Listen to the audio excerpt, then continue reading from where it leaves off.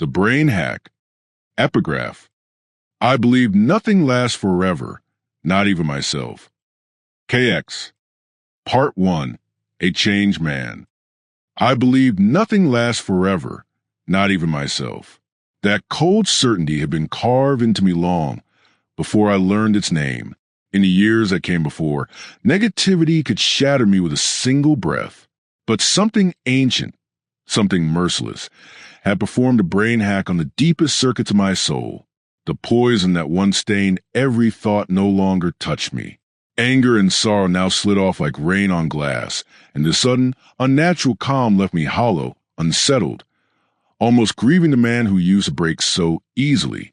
It felt like waking inside a stranger's skin, painful, disorienting, as if I had murdered the old version of me and was now forced to wear his face. I would stand in the dim light of my K-City room at 3 a.m., staring into the mirror, whispering to the reflection, "Who the hell are you now?" The quiet inside me was worse than any scream I had ever swallowed. How do I explain this new creature to the people who once thanked me, who crowned my words with praise and treated my confessions like scripture? Will they accuse me of betrayal for daring to change? The old fire that used to drive me has simply vanished, leaving smoke and ash. In its place drifts a single ghost named Jason Williams, the memory that pulled the trigger on every ambition I ever owned. I still taste the barrel when his name crosses my mind. That moment killed the boy I was, and I thanked it. Gradually, almost against my will, my eyes turned from the wreckage behind me to the cracked road right under my feet. The past lost its claws. The present became the only ground worth bleeding on.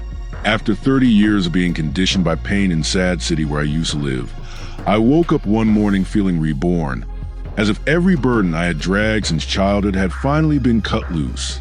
Yet the weightlessness itself terrified me. I had become someone else entirely.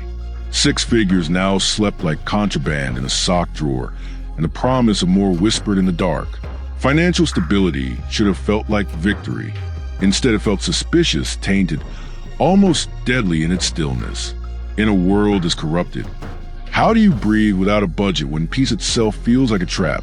Even here in my own home in K-City, where silence should have been sacred, I found myself restless, almost hungry to disturb the quiet I had bled to earn. Sometimes I would scream, "I don't care," into the empty room, not because I meant it, but because the habit still owned the strings. The words rang false, artificial, like a puppet watching its own performance from above. No matter how far I drifted, I remained trapped in a boat with no paddle, adrift in waters I could no longer name. The real problem was never life. It was a role I kept forcing myself to play inside it. I even practiced a false face, deformed, damaged, dangerous, warning the world in advance. This is my normal now. Accept it or stay away. I wore the mask like armor made of shattered glass. There were nights the question cut deeper than any blade. Had I stopped trying? Had I surrendered and lied to myself about every care I once swore was sacred? The frustration would build until my vision narrowed and the blackout hovered like an old lover. In those moments, I would imagine the gun, cold, heavy reel, lifting it slowly toward the sky and firing, not to harm anyone, just to rip a hole through the black cloud that has followed me since Sad City. A single deadly roar to chase the storm away, even if only for one heartbeat. Every day is still cat and mouse with that cloud. It floats above me in K-City skies, patient and amused, reminding me that my life is a glass house built on quicksand. One wrong breath and everything ends. I speak these thoughts aloud sometimes, desperate for anyone to hear the frequency beneath the static. I try to let my girlfriend see the depth of the fear living behind my eyes. She listened with her faith in her own burning passions, and I admired her for it. But even when our bodies were closest, part of me stayed locked in another room, distant, untouchable. Attractive women drifted through my nights like smoke. I kept every pleasure at arm's length because closeness now feels like handing someone a loaded gun. Some people admire the surface version of me. Others barely register that I exist. Old connections from years ago have gone silent. Some, I suspect, secretly wait for my fall. I watch the news of my own life like a stranger watching a movie, amused at how casually the world devours my private wars. Most people have never tasted particular poison of success and ruin I swallowed in Sad City. They meet me in the quiet gaps between storms and realize they cannot relate. When they call me moody or angsty, something inside me flinches, not from pain, but from how badly they missed the point. I am not dead. I am not empty. My songs, my stories, my confessions breathe because the darkness still fuels them. They carry a pulse that refuses to flatline. I have lost friends and lovers who could not survive the man I became. That loss taught me to clutch the few who remain like lifelines in a sinking ship, yet the part of me capable of full commitment. The part that once dreamed of marriage, of building something permanent, died quietly years ago. Most days it is only me and the thoughts that circle like vultures. Everyone carries a personal storm, I know that, but mine has a name only I can pronounce, and it speaks in a language soaked in blood. Strangely, it is my readers, my fans, who see the honesty bleeding through the misery and lift me anyway. They shape me more than they will ever know. What felt like a curse became the only gift I have left. Raw truth poured onto pages that refuse to lie. My words are the storm I offer them in return. I still wonder whether fate, or the sheer gravity of my own emotions, is holding me back. Maybe I should drop to my knees and pray instead of resisting. I have been on medication that dulled the edges, tried meditation that only sharpened them, felt sedated and hated in equal measure. My character has been dragged through mud for years. I wore a mask so convincing even I sometimes forgot the face beneath it. I remain stubbornly allergic to anything less than brutal honesty, even when it costs me everything. I test danger the way other men taste poison, letting it sit on my tongue, daring it to kill me. I see the exaggeration, the fabricated bravado around me, and I challenge it silently. Show me the raw truth or shut up. Violence hovers around me not as choice, but as a natural weather of a world already loading the chamber. Yet in the middle of this wreckage, I force myself to love every part of me, the beautiful and the grotesque, the saint and the zombie I have become. I ask the people who read my words, if life turns even darker, will you still stay? I promised myself I would remain true, unique yet somehow reachable, while battling an illness that nearly swallowed me whole in Sad City. I use these pages like poetry and deadly therapy. Every sentence charged with acid. Every rhythm a scalpel cutting straight to the bone. Sharp consonants, soft vowels, the music hidden inside prose that refuses to stay quiet. I dream of building something larger than any landmark, a quiet revolution paid for by the passion of those who refuse to look away. It feels like my duty now to warn the public about truths that burn the tongue. My voice alone seems to draw eyes I never asked for, sometimes from strangers, sometimes from those who watch too closely. I move through my days in Case City feeling observed, possibly misunderstood, like a man who has burst his own dam and is now smuggling contraband thoughts in broad daylight. There is untapped potential inside me that I am almost afraid to meet. Something vast, something deadly if unleashed too soon. It feels as though God himself is either ignoring my pleas or deliberately testing how long I can scream into the void without breaking. In my darkest hours, a question returns like a blade. If all I can hear is silence or the same endless darkness, why remain pessimistic? Without effort, nothing moves. So I had decided that every word I create must outlive me. I imagined spreading wings I was never given and reaching for the sky anyway. But when I finally climb high enough, the weather up there is still stormy. As if fate itself has decided I am not yet allowed to be free. The sight of that unchanging black sky petrifies me all over again. Even exhausted, even sick of running from the cloud that never leaves, I keep speaking the truth out loud. This is my story of transformation, not a fairy tale, a confession, a brain hack carved into paper, a warning. Change is inevitable, and sometimes the deepest despair is the only soil where real purpose can take root. By choosing every single day to keep trying, I have found the only reason left to move forward. a fragile, stubborn hope flickering inside the storm, shaping me into someone who might one day learn how to weather any sky. Part 2. The ghost that pulled the trigger. That ghost named Jason Williams never left. He didn't haunt me like some cheap horror story. He lived inside the wiring. Every time a new calm tried to settle, he would flicker behind my eyes, a single frozen frame from Sad City that rewound and replayed in slow motion until my pulse matched the gunshot I never fired. I still don't know if he was a man, a moment, or the bullet itself. All I know is the second that memory detonated, the old version of me died on the spot. The boy who begged for approval, who let negativity carve his bones, who believed every promise was forever. He bled out right there. And the creature that crawled out of the corpse was me. Colder, quieter, deadlier.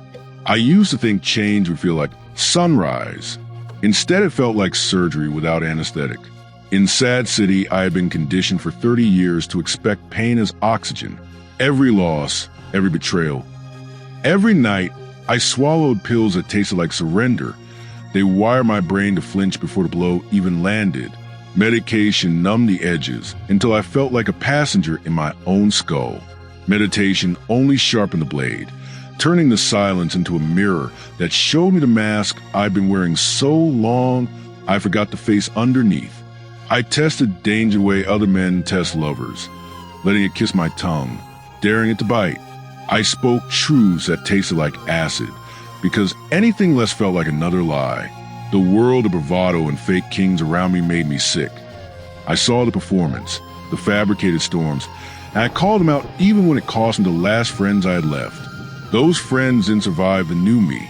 They wanted the old Khaled, the one who broke easily, who needed saving, who could still be fixed. When I stopped breaking, they stopped staying. Some vanished quietly, others left with knives in their words. I watched them go and felt nothing at first. Then the nothing itself became a deeper wound. The part of me that once believed in marriage, in building a house with someone, in waking up next to the same eyes for decades, that part flatlined years ago. Now most nights it's just me, the lamp, and the thoughts circling like crows over a fresh kill. Everyone carries a personal storm, sure. Mine has teeth. It has a name I whisper only when the room is empty. The cloud. That black cloud isn't metaphor. It's memory with weight. It floats above K City rooftops, patient, amused, waiting for me to forget it's there. Some days I scream, I don't care, at it just to hear my own voice prove the lie. Other days I imagine the gun again. Cold steel in my palm, barrel tilted skyward. One pull to blow a hole straight through the storm. Not to end anything, just to remind the sky that I can still roar. The fantasy is deadly in its honesty. If I ever stop imagining that trigger, I might actually pull a real one. That edge is where I live now. Brain hacked between the urge to destroy the cloud and the deeper terror that destroying it would leave me with nothing to fight. Yet the strangest resurrection came from the ones who never knew the old me. My readers, the ones who call themselves fans but feel more like witnesses. They read the pages I bleed onto and see the honesty I try to bury. They shaped the monster I became. What I thought was a curse, constant struggle, endless darkness, the soulful mind drifting without wings, became the only gift I could offer. My words are not songs in the usual sense. They are weapons wrapped in poetry. Sharp consonants like knives, soft vowels like last breaths. Each sentence charged with the same acid that once burned me. I write like therapy and execution at the same time, cutting out the parts of me that still lie, books under the name KX. Confessions disguised as fiction, memoirs that taste like blood. I pour the storm onto paper and hand it to strangers, hoping they survive what I barely did. I dream of something larger than any single book. A quiet revolution built on the hunger of people who refuse to look away. A warning sprayed across the walls of every mind that still believes the world is kind. My voice alone seemed to draw eyes I never asked for, sometimes curious, sometimes suspicious. I moved through K-City feeling watched, possibly followed, like a man smuggling contraband thoughts in plain daylight. Law enforcement of the soul, maybe, or just a paranoia that comes when you've spoken too much truth. Either way, the attention feels deadly. One wrong sentence, and the cloud descends. One right sentence, and maybe someone else finds the strength to scream at their own storm. I still love every fractured piece of myself, the beautiful wreckage and the ugly machinery, the saint who wants to heal the world, and the zombie who just wants to sleep without dreams. I asked the people who read me, if the cloud wins one night, if the gun finally points the wrong way, will you still carry my words? I promise to stay true, unique, raw, reachable. Even while the illness that almost swallowed me whole in Sad City still whispers my name in the dark, I use these pages like a scalpel and a shield at once. Every rhythm, every metaphor, every brutal honesty is a middle finger to a version of me that almost didn't make it. The untapped potential inside me scares me more than the cloud ever could. It feels vast, ancient, waiting for permission I'm terrified to give. Like God is up there ignoring my prayers on purpose, testing how long a man can scream into void before the void screams back. I wonder if fate is holding me back, or if I'm the one gripping the chains. Maybe both. The heavy weight of my own emotions is a noose I keep adjusting around my neck, tight enough to feel, loose enough to keep breathing. In the quietest hours, when the blackout hovers and the room feels too small for all the ghosts, I return to the same question. If all I can hear is silence and the same endless darkness, why stay pessimistic? Without effort, nothing moves. So every word I write must outlive the man who wrote it. I imagine spreading wings the clouds stole from me long ago and reaching anyway. But when I climb high enough, the weather is still stormy. The sky above K-City never clears. It only waits. And still I speak the truth out loud. Not for hope, not for healing. For the simple, deadly reason that silence would kill me faster than any bullet. This is the second chapter of the brain hack. The part where the changed man meets the ghost that made him. Where the calm becomes unbearable and the storm becomes home. Where I stop running from the cloud and start learning its language. Because one day I might need to speak it back to the world before it swallows us all. Part 3. The hunger that never fades. The hunger never died. It just changed its teeth. After the ghost named Jason Williams pulled the trigger on the old me, after the black cloud settled permanently above K-City like a crown of rust, the hunger remained quiet, patient, sharper than any blade I'd ever imagined pressing to my own throat. It wasn't for money anymore, though the six figures still slept in that sock drawer like sleeping killers waiting for orders. It wasn't for fame, though my readers kept multiplying like shadows at dusk. It was for something deadlier, the need to keep cutting myself open on paper, so the world could watch the blood spell out truths they were too afraid to whisper. I became the zombie I always hinted at in my posts, the walking corpse with a soulful mind drifting through the dark without wings. That emoji wasn't a joke. It was a mirror. In Sad City, I had been alive and breaking. Here in K-City, I am undead and unbreakable, and the difference feels like a slow execution I volunteer for. Every morning I wake up and feel the same hollow ache. The calm that replaced my old pain is now just another cage. The medication is long gone. The meditation failed. The prayers went unanswered, and the hunger simply learned to feed on silence. Depression in silence, that Arabic curse I carry in my bones, became my native tongue. I speak it fluently now. No one hears. No one needs to. I write the books in the name KX like a man carving his own tombstone, while still breathing. Chilling 5-chapter horrors that bleed real. Loving to the bone, a story where love is just another way to murder slowly. Shadows of regret. Urban nightmares where every choice ends with a gun tilted at the sky. I pour the acid of my life into every sentence. Sharp consonants like gunshots, soft vowels like last breaths. Each page is a brain hack I perform on myself first, then offer to strangers. I call it therapy, but it's closer to assisted suicide of the old self. The words don't heal. They infect, and my readers, my beautiful, broken witnesses, keep coming back for more. They shape me. They lift the zombie when the cloud gets too heavy. They tell me my misery is honest, and somehow that honesty keeps the hunger alive. I still scream, "I don't care," into empty rooms, but now the hunger answers back in my own voice, "Liar.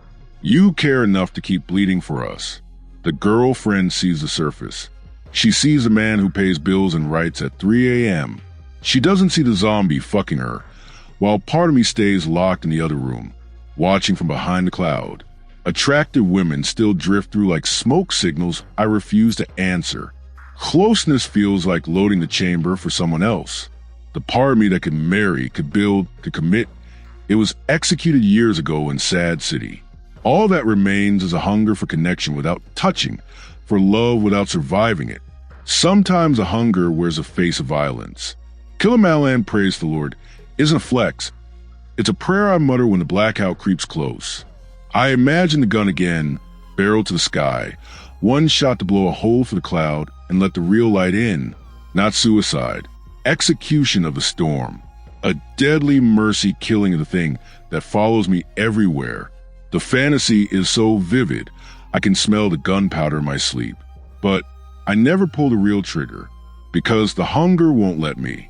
It needs me alive to keep writing, to keep warning, to keep smuggling these contraband thoughts in broad daylight. I feel watched now more than ever, not just by strangers or old ghosts, by something larger. The eyes that follow me through K-City streets. Maybe law enforcement of the mind, maybe just the paranoia that comes when you've published too much truth. My voice alone draws them. The quiet revolution I dream of is already happening in the comments, in the DMs, in the late-night messages from people who say my books save them from their own clouds. I tell them the truth. I'm not saved. I'm just the messenger who's still bleeding. I wear the mask of the changed man, deformed, dangerous, distant. So no one gets close enough to see the hunger gnaw at the edges of my eyes. The untapped potential still terrifies me. It feels like a loaded magazine I haven't slammed home yet. Something vast. Something that could either free me or finish what Jason Williams started. God, or whatever's up there, keeps testing how long the zombie can drift without wings before he either learns to fly or crashes into the glass house he built.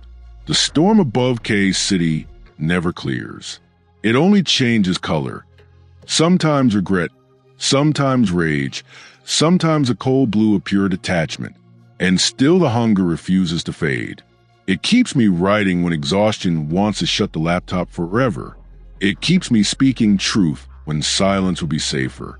It keeps me loving every ugly, beautiful, fractured piece of this undead self. Even the parts that whisper just end it. Because without the hunger, there is no story. Without the story, the cloud wins. Without the words, the brain hack fails and the old broken boy rises from the grave again. So I keep drifting. Soulful mind, no wings, heart cold, head high, grind that never folds. This is the third cut of the blade, the part where the changed man stops fighting the hunger and starts feeding it pages soaked in blood and honesty, where the zombie learns that the only way to outrun the cloud is to become the storm itself, where I accept that the hunger is no longer a curse. It is the only thing keeping this dead heart beating. And somewhere in the dark, the cloud smiles, because it knows the hunger and I are becoming the same thing, deadly, patient, never fading, ready for whatever comes next. Part 4, the dam that burst. The dam finally cracked open at 3:17 a.m. one night, when the cloud pressed so low I could taste its rust in the air. I'd been feeding the hunger for months, pages after pages under the name KX, then King Wizard when the mask felt too tight, pouring every drop of the brain hack into stories that weren't stories at all. Loving to the Bone had already cut its first readers open. Shadows of Regret was still bleeding in their hands. But that night the word stopped being therapy and became something deadlier, a flood. I wrote until my fingers cramped around the keyboard, like they were gripping the gun I'd only ever fired at the sky. No more hiding behind sharp consonants and soft vowels. This time the acid spilled straight out, raw, unfiltered, lethal. I felt at the moment the dam burst. The untapped potential I had feared for years finally woke up inside me like a second heartbeat. It wasn't beautiful. It was violent, like Jason Williams' ghost had reloaded the chamber and handed me the gun. The calm I had worn like new skin tore open. The zombie stood up and started walking with purpose. I was no longer drifting without wings. I was a storm learning to steer itself. But every revolution has eyes on it. I began to feel them in Case City, realize not just a cloud shadow, strangers who stare a second too long on the street, notifications from accounts that never posted, only watched, DMs that read like surveillance reports. We see what you're doing. Keep going. Law enforcement of the soul, or maybe something worse. My voice, those contraband thoughts I had been smuggling in plain daylight, had finally drawn the kind of attention that doesn't knock before entering. I moved through my days like a man carrying a bomb that could go off if anyone asked the wrong question. The quiet revolution I had dreamed of wasn't quiet anymore. It was spreading in the dark corners of readers' minds, one hack brain at a time. Fans who once just consumed my misery were now repeating my sentences back to me like scripture. They were becoming the army I never asked to lead, and that terrified me more than the gun ever did. Because if they followed, if they really listened, then the illness that almost swallowed me whole back in Sad City might swallow them too. The depression in silence, the medication that lied, the meditation that sharpened the knife, the prayers that echoed back empty. None of it was mine alone anymore. I had warned them. I had screamed through every page that I was still broken, still dangerous, still a changed man who kept a loaded fantasy pointed at the sky. Yet they stayed. They lifted the zombie higher. They told me my words were saving them.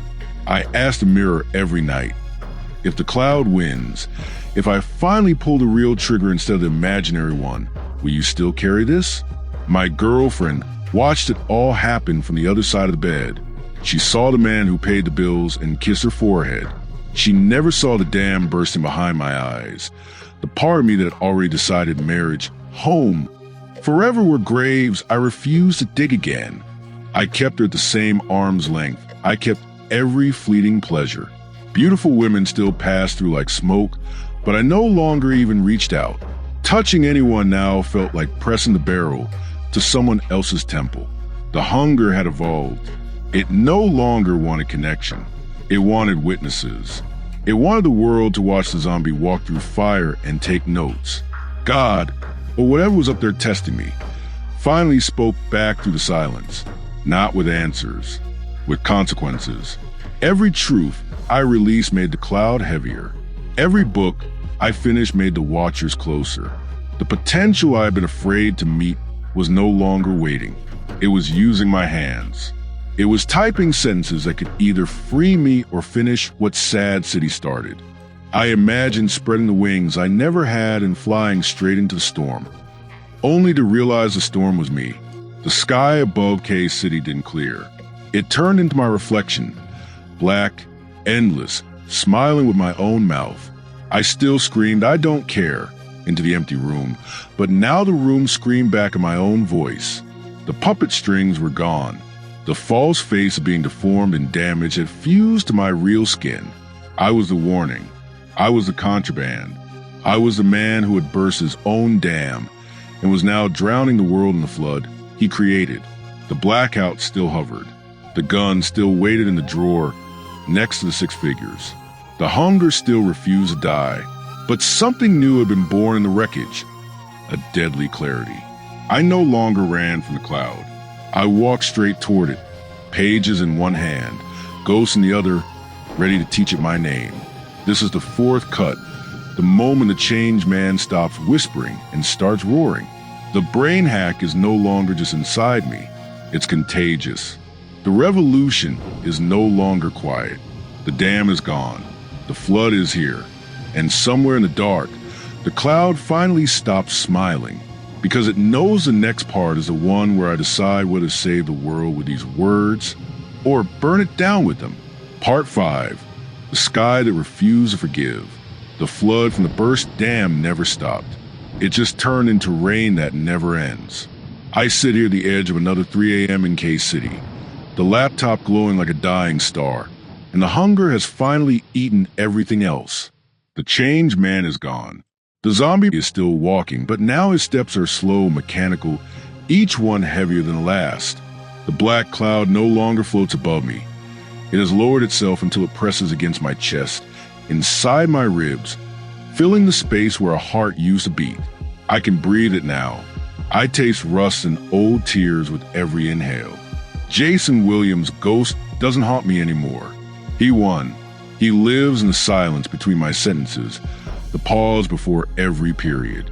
The gun is still in the drawer beside the six figures, but I no longer imagine firing at the sky. I imagine pressing it to my temple and asking the cloud one last question. Was any of this worth it? The answer is always the same quiet click. No bullet. Not yet. Just the weight of knowing I will never pull the trigger, because the hunger still needs one more page, one more brain hack, one more lie that I am okay. My readers, my beautiful, broken army, still message me. They say the words saved them.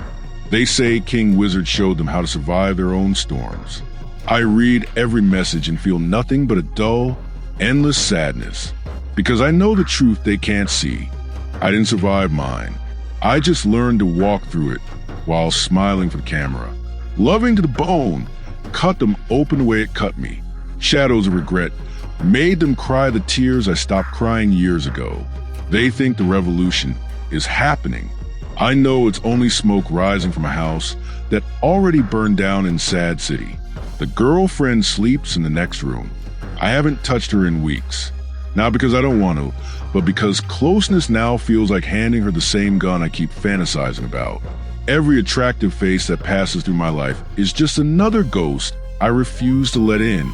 The part of me that once dreamed of marriage, of children, of waking up without the cloud, it didn't just die. It was executed quietly and buried in the same sock drawer with the money. I am rich in numbers and bankrupt in everything that once made a man human. I still scream, I don't care, sometimes, but the room no longer answers. The strings are gone. The mask is fused so completely that when I look in the mirror, I no longer see the stranger. I see the final version, deformed, damaged, deadly, and so very, very sad. The medication is long gone. The meditation only taught me better ways to hate myself. The prayers bounced back empty. God stopped testing me. He simply walked away and left the cloud as my only companion. The untapped potential I feared, it came. It used my hands to write these 5 parts. It built the quiet revolution, and then it showed me the build. Total isolation, endless drifting, a soulful mind with no wings and nowhere left to land. I spread those imaginary wings anyway and flew straight into the storm, only to discover the storm was the only home I would ever have. The sky above K-City is the same black mirror it has always been. It never cleared. It never forgave me for changing. It never let me go. So this is the end of the brain hack. Not with a roar, not with a revolution, just with this quiet, deadly sadness that tastes like the last page of every book I will ever write. I am no longer running from the cloud. I am learning to sleep inside it. The hunger is still here, but it is tired too. It whispers that maybe one day I will stop typing. Maybe one day the gun will finally point the right direction. Maybe one day the zombie will lie down and let the rain wash the last me away. I will keep writing until that day. Not for hope, not for healing. Only because stopping would mean admitting the change was for nothing. That the 30 years of pain in Sad City, the ghost, the dam, the flood, the watchers, the fans, the love I couldn't keep, none had added up to anything except this. A man sitting alone in K-City at 3 a.m., typing his own eulogy in real time. The sky refuses to forgive. The cloud refuses to leave. And I refuse to stop bleeding onto the page. This is the 5th and final cut. Not a triumph, not a warning. Just the saddest truth I have left. I became someone else. And the someone else is still the saddest man alive. The storm one. I am the storm. And the rain keeps falling. Epilogue. The laptop is closed now. The rain keeps falling on K-City roofs, like it has nowhere else to go. I can still feel the keys under my fingers even though they're gone. The brain hack is finished. The 5 cuts made, the dam emptied, the cloud finally inside me instead of above. There is no more hunger, only this heavy, velvet quiet that tastes like the last breath before the gun clicks empty. My readers will wake up tomorrow and find these pages and think they have been given a map out of their own storms. They won't know the map was drawn with the blood of a man who never found the exit. I sit here in the dark, 6 figures in the drawer, ghosts in the mirror, sky pressing down like a lid on a coffin that refuses to close. The changed man, the zombie, the storm, none of them won. They just learned to wear the same face and call it survival. If you are reading this, know the truth I never wrote until now. I am still here because the sadness is the only thing that still feels like mine. Everything else was taken by the cloud, by Jason Williams, by the words that refused to let me die quietly. So I leave these pages behind like a loaded gun on the table. Pick it up if you want. Fire at your own sky. Or leave it. Either way, the rain keeps falling. And somewhere in K-City, a man who used to be me is finally learning how to sleep inside the storm he became. The brain hack is over. The sadness is not. King Wizard